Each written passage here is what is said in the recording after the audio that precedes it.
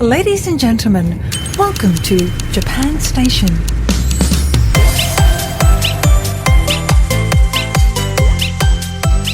Welcome to Japan Station, a production of Japankyo.com.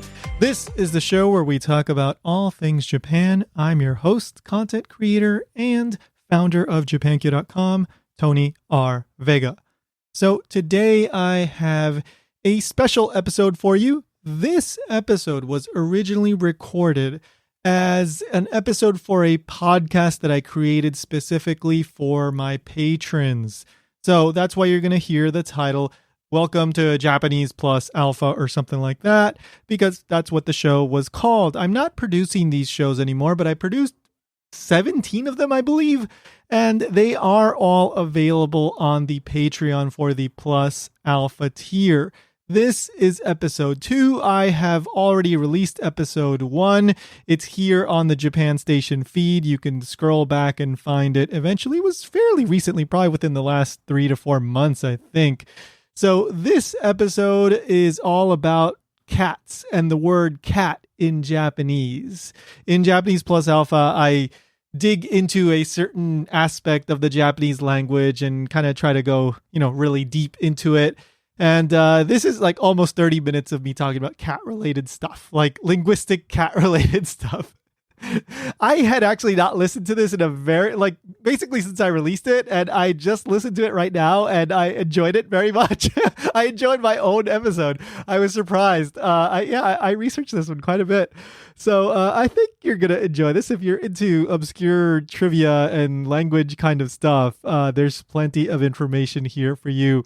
So like I said, I'm not producing Japanese Plus Alpha anymore, but if you do want to support what I'm doing here at Japan Station, please check out the Patreon, japankyo.com/Patreon or patreon.com/Japankyo, either one. You can join for as little as $1 a month. $3 a month does get you access to the rest of the Plus Alpha episodes. Unfortunately, I don't have any exclusive shows for the patrons. Maybe if I see a big surge in numbers over on the Patreon and people are really, really requesting it, I would consider it. Right now, I'm really, really focused on the YouTube channel. So the YouTube channel is called The Anime Linguist. If you haven't checked it out yet, please go check it out. Of course, I do exactly what the name implies. I talk about anime and I try to highlight aspects of the Japanese language. Lately, I've been doing a lot of Dragon Ball content, but every once in a while, I drop a non-Dragon Ball related video. So if you're at all interested in anime, please go check that out and give it a subscribe, a like, and all that stuff. Again, if you want to support what I'm doing, Patreon, and I also have the ko-fi.com/Japankyo page up for one-time donations. I'll be back soon with a normal episode of Japan Station. In the meantime, hope you enjoy this one. From Japankyo.com, this is Japanese Plus Alpha, a podcast about the Japanese language and whatever other random stuff I can think of. I'm Tony Vega, and today we're talking about cats, kind of. But first, here's a song for you.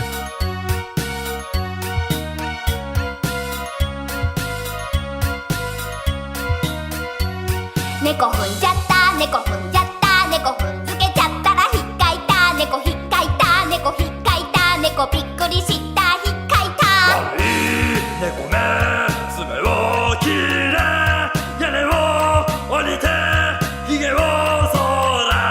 Neko nyago, nyago, neko kapuri. That song should sound pretty familiar to just about anyone, especially if you've ever learned how to play the piano.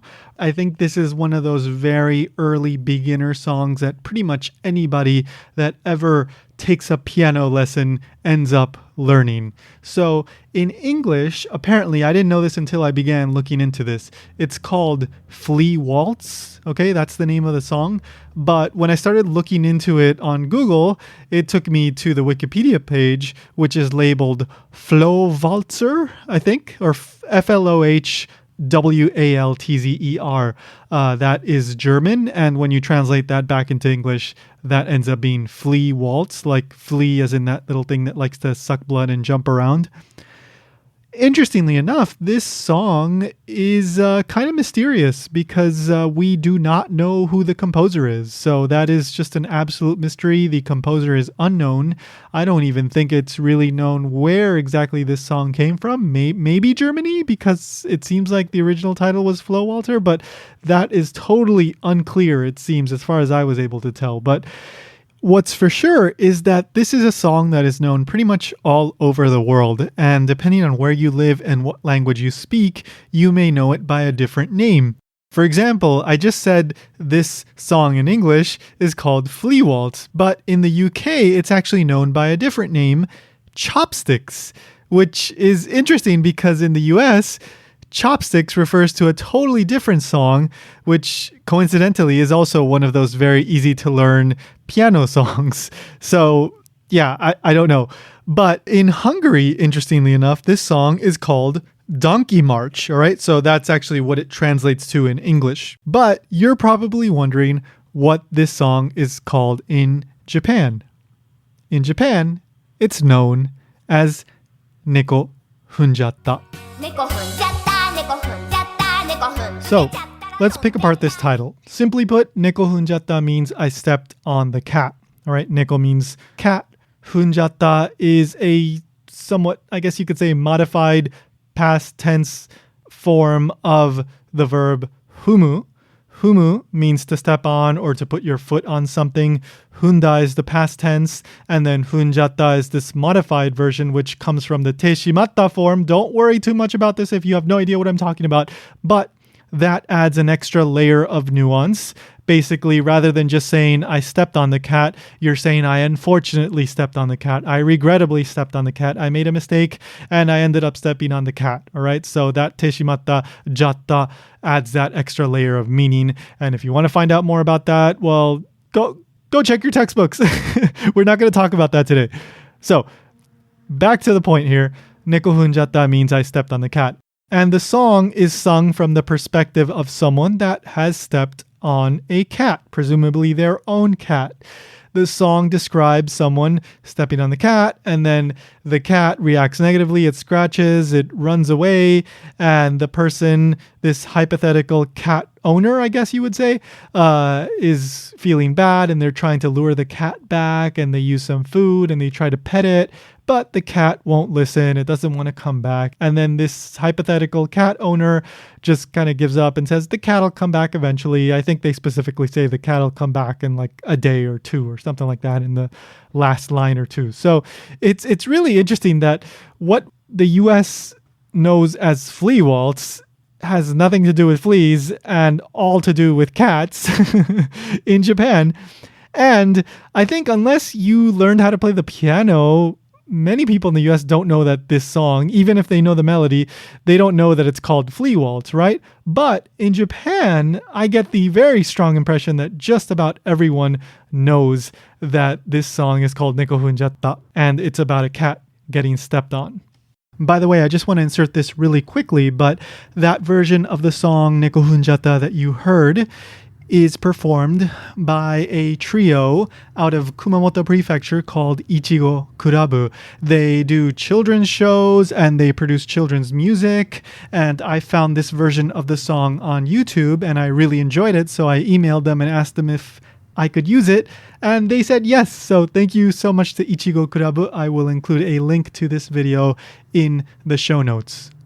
But let's get back to the main point of today's episode, or maybe I should say really the main inspiration for today's episode, because of course I did want to talk about Neko Funjatta, but the original idea for this episode came quite a while ago when I just got curious about the origins of the word Neko. And as you might expect from such an old word, because Neko has been around for a very, very, very long time, many, many, many centuries, the origins of this word are not particularly clear. There are many, many, and I do mean many theories. And many of them are quite ridiculous.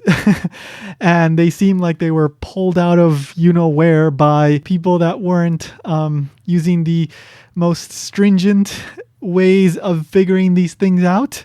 But anyway, one article I found actually grouped these theories into individual types of groups. And I'm just going to go by that general outline because, like I said, there are many, many theories. And if I were to go through them one by one, we'd be here, well, I don't know, maybe an hour or two. So we're just going to go group by group. Group 1, the sounds like theories. So basically, this just says that Neko came from the sound a cat makes. So in English, we say cats go meow, and in Japanese, they go nya or nyan.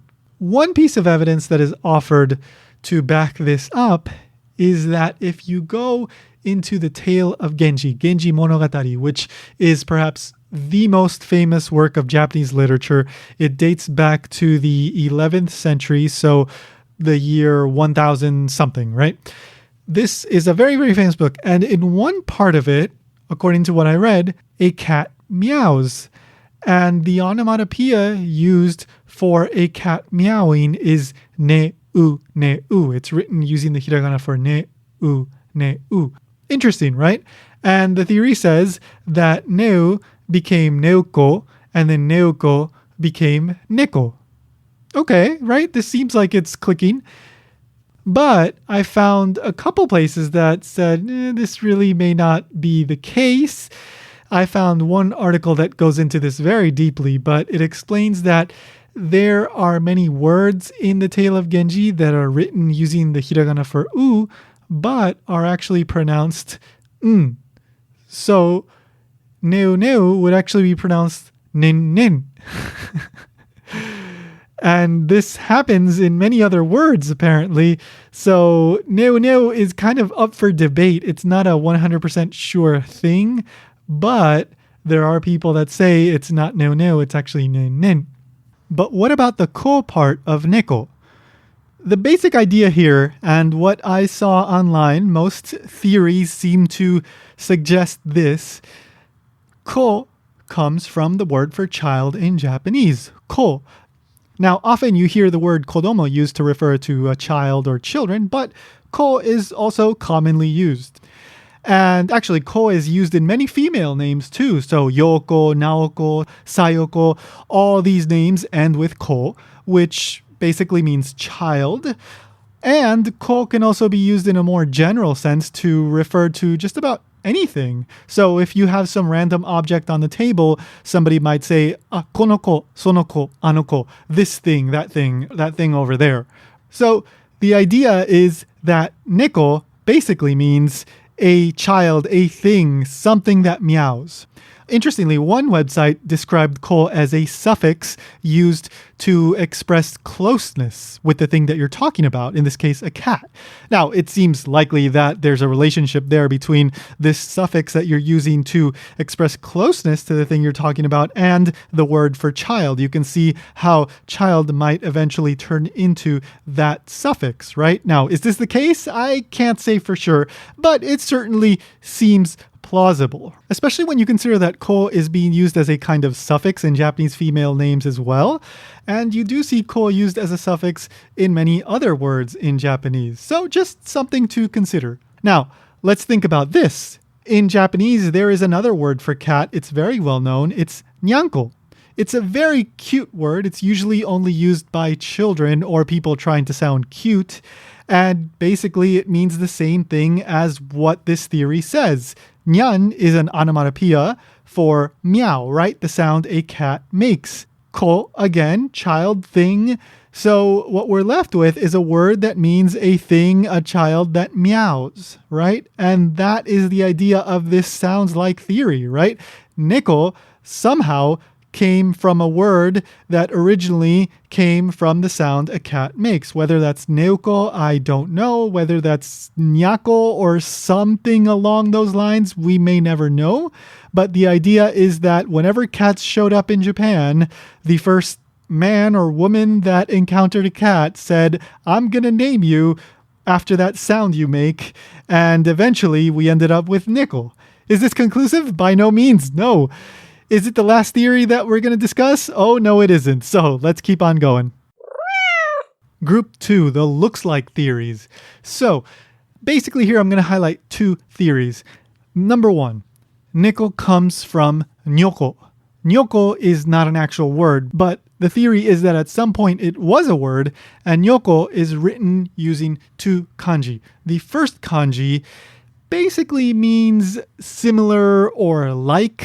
And by the way, it's written with the radical for woman on the left and mouth on the right. In this case, it's pronounced nyo, but it can also be pronounced jo and goto ku or goto shi.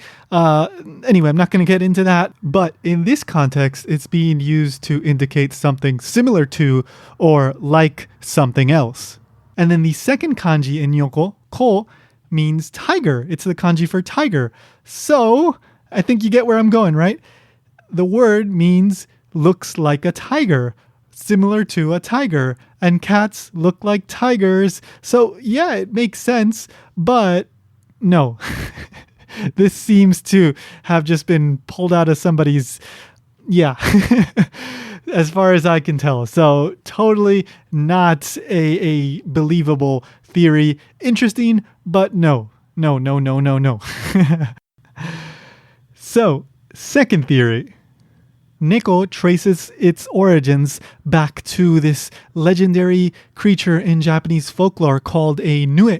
All right, so nue becomes nueko, and then nueko becomes neko. At least phonologically, that seems to make sense, but no.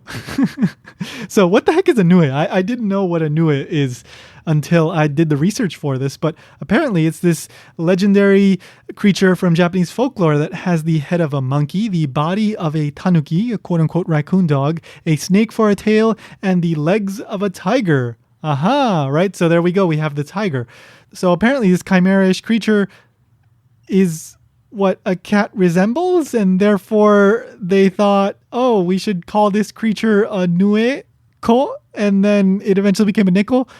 No, I believe this was proposed by some Edo period researcher, which, again, pulled out of thin air. So not particularly believable, but nevertheless interesting because, hey, we learned about nue. Group 3, the mouse theories.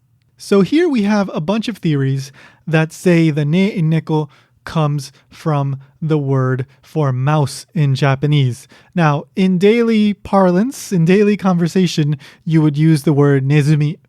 But in certain contexts, you can just say ne. For example, when you say the 12 animals of the zodiac, oftentimes you will say just ne. So, of course, cats are famous for hunting and eating, capturing mice, right? So you see the connection between cat and mouse. So maybe this creature that loves to eat mice might be called a mouse something. So let's go one by one in these interesting theories. Number 1, neko came from this word nekuma. Nekuma. Okay, so ne, again, mouse, kuma, bear. So the idea is that at some point in history, long before we started using the word neko to refer to cats, there was a different word, and this word was mouse bear, nekuma. And over the years, it ended up shortening and becoming neko. As far as I know, there is absolutely no evidence that there is an actual word nekuma that was used at some point. This is just some theory that someone came up with. So yeah, nekuma, that's a thing that somebody said at some point. Theory number 2. Neko came from nekaru. Again, ne, again, mouse, karu, hunt. So mouse hunter, I guess you could say. Neko originally came from this hypothetical word that means mouse hunt or mouse hunter. And over the years, nekaru got shortened and ended up as neko. Theory number 3. This one proposes that neko came from the phrase / term / word, I guess, nezumi konomu. So nezumi, mouse, konomu means to like something. So nezumi konomu got shortened to neko. So again, I don't think there is any solid evidence to back any of these theories up. These are all things that people just came up with at some point. and said, hey, you know what? Maybe Neko came from this. Moving on. Group 4, the kind of kanji theories, I guess. So there's 2 theories here. First, if you look at the kanji for Neko, you see that it's composed of 2 main parts. On the left, you have a radical that in Japanese is referred to as kemono. Kemono means animal or beast, and the kemono radical is used in certain kanji for certain animals. For example, you see it used in the kanji for tanuki, raccoon dog, right? You may remember tanuki from its appearance in that chimera mythical creature called the Nue from a little while ago. Meanwhile, on the right side of the kanji for Neko, you have a kanji that is read nae. And generally speaking, it means something along the lines of sprout or sapling. And so when you try to get readings from these 2 components and you arrange them in a certain way, what you end up with is nae kemono, nae kemono, nae kemono. Over the years and centuries, this word changes a little bit. It becomes shorter. And so nae kemono slowly but surely becomes Neko. I don't think this is a particularly convincing theory, but interesting nonetheless. So, theory number 2. This one revolves around the old reading of the kanji for Neko. So, of course, the kanji for Neko came from China because kanji came from China. And according to the Japanese language website that I was reading on this topic, it says that the old Chinese reading for the kanji was meu. So it proposes that meu became meuko, and then meuko eventually became Neko. Interestingly enough, this theory seems to intersect pretty well with the group 1 sounds like the onomatopoeia for a cat meowing theory. So first of all, assuming that meuko was the first word for cat in Japanese, that does sound an awful lot like neu neu, or even perhaps nen nen. It seems close. So maybe meu inspired whatever the onomatopoeia for a cat meowing back in those days, like 1500 years ago. And then that would eventually lead to the word Neko. Certainly seems possible. Another interesting piece of information here is that the kanji for Neko, even now, can still be read meow in certain cases, which is really interesting. And in modern day Mandarin, you read the kanji as Mao. And I apologize for my tones. I am very bad at reproducing tones, so I'm sure I got that wrong. But the sound a cat makes in Mandarin is apparently Mao Mao. Again, tones totally wrong. So it seems that the reading for this kanji, or the word for cat in Chinese, derived from the sound a cat makes. Now, whether meu was an accurate representation of whatever the ancient Chinese pronunciation of the word cat was, I mean, that seems unlikely because I'm sure there's a tone that's not being represented there. So it's very likely not meu, but I'm also not an expert on ancient Chinese, so hey, sorry. But one other interesting little tidbit here that I discovered while doing the research for this theory is that because this theory kind of grabbed my attention, I started looking into when exactly cats made their way to Japan. When were they introduced into Japan? And generally, people think that cats entered into Japan around the 6th century or maybe the 7th century, so 500s, 600s. And the story is that cats arrived in Japan along with Buddhism. So Buddhism came from China, and what happened is that because there are sacred texts in Buddhism, and these long ship rides are, well, maybe not so good for these sacred texts because there might be, for example, mice or rats on the ship, or even when you have the sacred texts in the temple on land, there could be mice and rats, and those mice and rats like to nibble on the texts, I guess, and so they had cats on board or at the temples to protect the sacred texts from these rodents. And so it's thought, like I said, between the 500s, 600s, these cats started arriving from China. So this all ties in together, right? Because you can totally imagine that a ship from China arrived with cats and Buddhist texts, and the guy on the ship gets off and he has this cat in his arms and he says, hey, this thing, it's called a meu.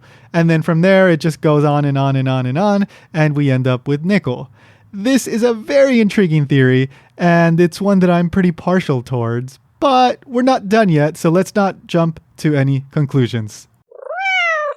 Group 5, the Nekoma theories. So, this theory is pretty simple in that it just says that before there was the word Neko, the word Nekoma was being used. So there are records that date back to the Heian period, according to the article that I was reading. And these records have the word Nekoma in them. Apparently, the earliest usage of the word Nekoma dates back to 918. But what the heck does the word Nekoma even mean? Like, what is the ne? What's the ko? What's the ma? Is it neko and then ma means something else? Well, there's a bunch of theories for that as well. I'm going to keep things super simple, but just to show you how silly this can get, one theory is that Nekoma came from this phrase, nezumi o matsu. All right? So if you know Japanese, you already know what that means, but nezumi, of course, means mouse, and matsu means to wait. So nezumi o matsu means to wait for mouse or mice. And it makes sense, right? Because it's a cat, as we were talking about earlier. Cats like mice, and so they wait for mice. Okay, nezumi o matsu.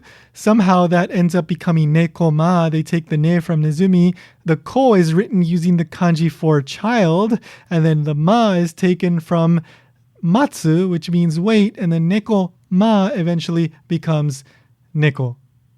Nah, no thank you. So there's other theories, but I just want to mention one more, and it's the one that when you look up what the origin of cat, Neko, is in Japanese, I think this is the one that you're going to see most commonly, or definitely top 3.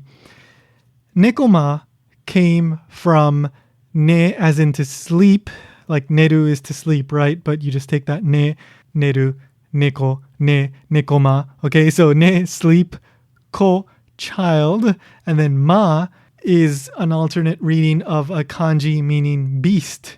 All right, so what you get is sleep, child, beast. In other words, an animal that likes to sleep, and cats like to sleep, so there you go. It makes total sense, right? But according to what I read, there are people that say, no, this theory doesn't check out. The whole nekoma thing does not check out. Nekoma did not precede the word neko because apparently there are records dating back to the 8th, 9th, 10th century where you do find the word neko and not nekoma. So, according to these sources, the word neko was already around by the time we see the first occurrence of the word nekoma. However, they are written using different kanji, totally different kanji. So what we're left with is a big mess.